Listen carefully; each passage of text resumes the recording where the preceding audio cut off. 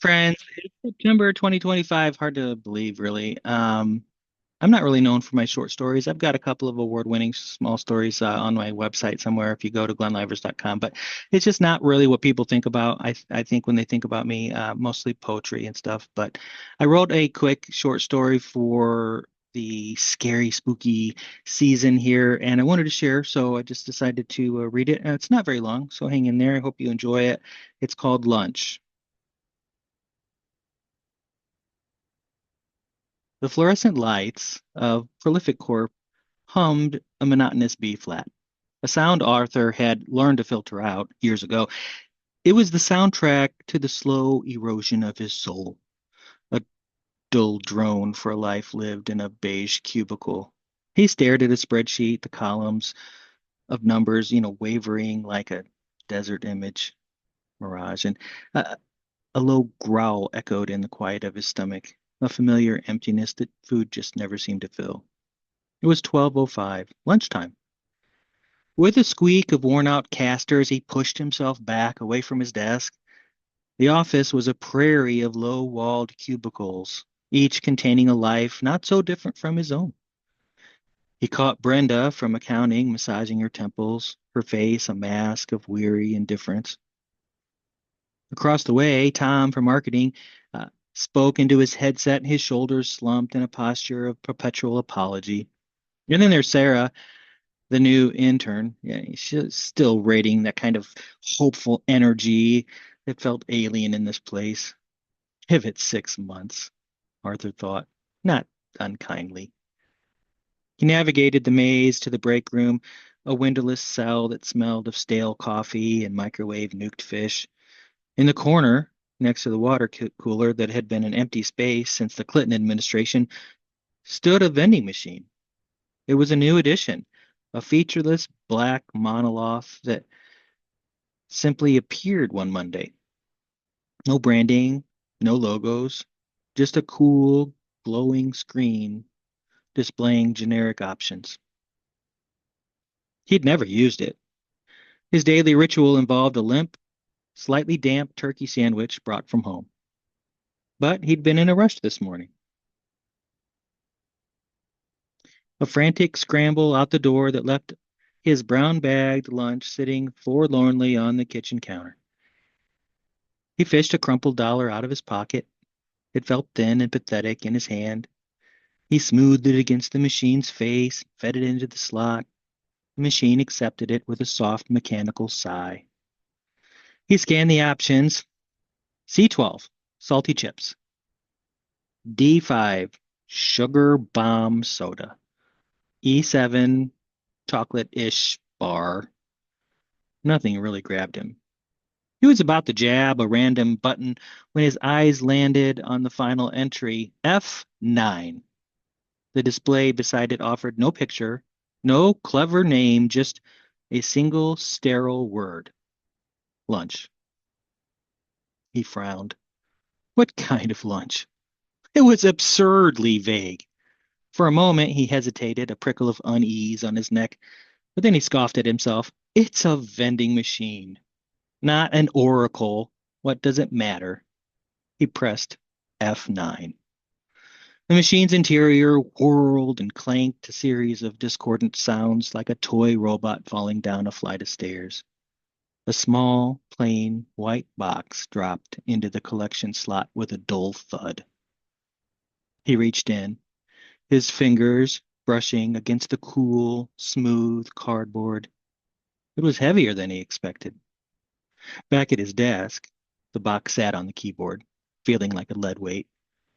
A strange mix of hopeful foreboding, heavy and thick as molasses, settled over him. It's just food, he told himself, shaking his head. You're being ridiculous. He lifted the lid. Inside, nested on a bed of what looked like shredded tax forms, was a single, raw animal heart. It was glistening and slick, bloody ruby against the stark white of the box. The coppery smell filled his nostrils, and a wave of nausea buckled his stomach. He slammed the box shut, his own heart hammering against his ribs. His head snapped up. He scanned the office, his eyes wide with frantic disbelief, both horrified and confused. Why? Should I tell somebody? Am I being pranked? He looked around more carefully, scanning for a perpetrator. Nothing. Brenda is now scrolling through her phone, a faint smile on her lips, and Tom was off of his call, typing furiously. Sarah was organizing a stack of papers on her desk. Everything was normal, except it wasn't. He shoved the box into his desk drawer, his hands trembling. He tried to focus on the spreadsheet, but the image of the raw, bloody organ was seared into the back of his eyelids. His stomach rumbled again, a low, insistent growl that was no longer just hunger. It was a demand. A strange, new kind of craving began to bloom, dark and thorny. He tried to ignore it, but the gnawing emptiness grew with every passing second, and a bead of sweat trickled down his temple.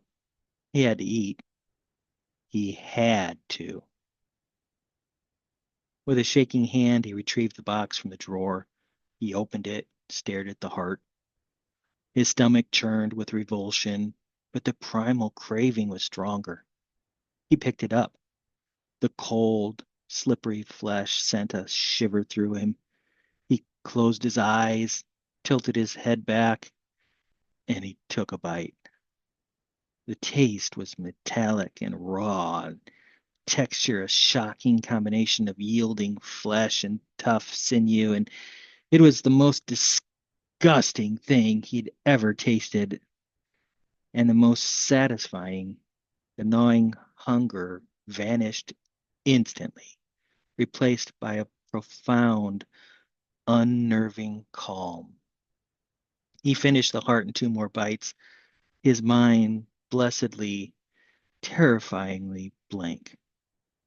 He tossed the empty box into the wastebasket, turned back to his screen, the taste of blood lingering on his tongue. He didn't understand what had just happened. He only knew with a certainty that chilled him to the bone some invisible line had been crossed.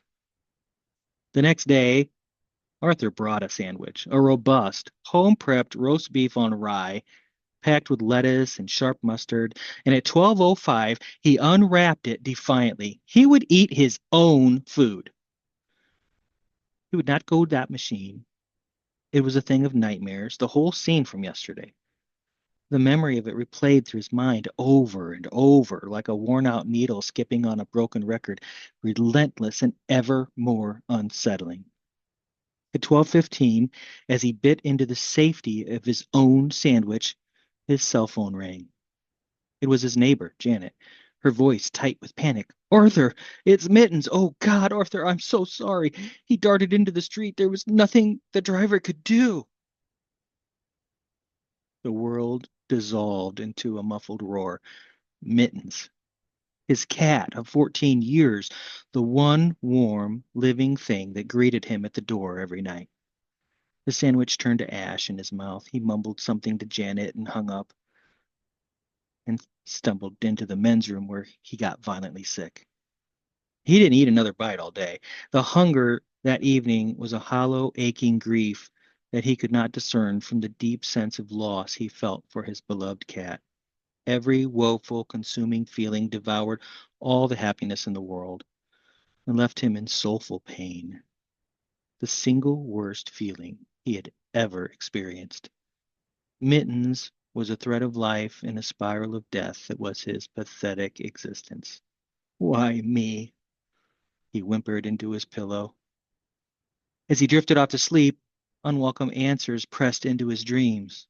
The vending machine, the sandwich, swirling visions mixed with images of sorrow, crumpled dollar bills, and nondescript white boxes. The next morning, he had no food to bring. The refrigerator was empty, except for a third of a bottle of old orange juice that he was reluctant to throw away, but too repulsed to drink. By noon, he was starving. Then he stood in front of the machine again. He didn't want to be here. He felt numb inside. still reeling from the loss of his pet, still haunted by his dreams, and if he was honest with himself, he wanted to quit his job and just go home. But there's nothing for him there, not anymore. If Arthur wanted anything at all, it was actually to feel something. He needed to be grounded in the moment. And so here he was at the machine, responding to a strange kind of magnetic pull he felt powerless to deny. The dollar shook in his hand as he fed it into the machine. F9, lunch. The box dropped down. The box that dropped down was heavier. He knew even before he opened it, it was going to be worse. He carried it to his desk like a bomb, his breath held tight in his chest. He opened the box. On a bed of dirt and dried leaves lay the severed head of his cat, Mittens. One eye was closed. The other stared up at him, a milky, vacant orb. A small, perfect horror. Arthur didn't scream. The sound was trapped in his throat, a knot of pure terror. This wasn't random. This was a message. You disobeyed. This is the price. The hunger was back, sharp and cruel. It wasn't a choice, it was a command. He looked at the head, at the familiar patch of white fur on its nose, and a sob escaped him. Then, with the methodical movements of a man in a trance, he closed the box, took it to the empty stairwell, and did what he had to do. The crunch of bone was the loudest sound he had ever heard. The days bled into a horrifying new routine. He would try to resist, and the world would punish him. He skipped the machine on Tuesday, and by evening, his grandmother, 92 and in a nursing home, had a sudden catastrophic stroke. The box on Wednesday contained a single gnarled finger. Her wedding ring still glinted on the knuckle. He began to change. His already thin frame grew gaunt. His skin took on a pale, waxy sheen, and dark circles bloomed under his eyes, giving him a haunted, skeletal look. His co-workers noticed. Rough weekend, Art? Tom asked, leaning over the cubicle wall. You look like you've seen a ghost. Arthur just grunted, not looking up from his screen. Seriously, man, are you all right? Tom pressed, his voice laced with genuine concern. We're all a bit worried. I'm fine, Arthur snapped, his voice harsher than he intended.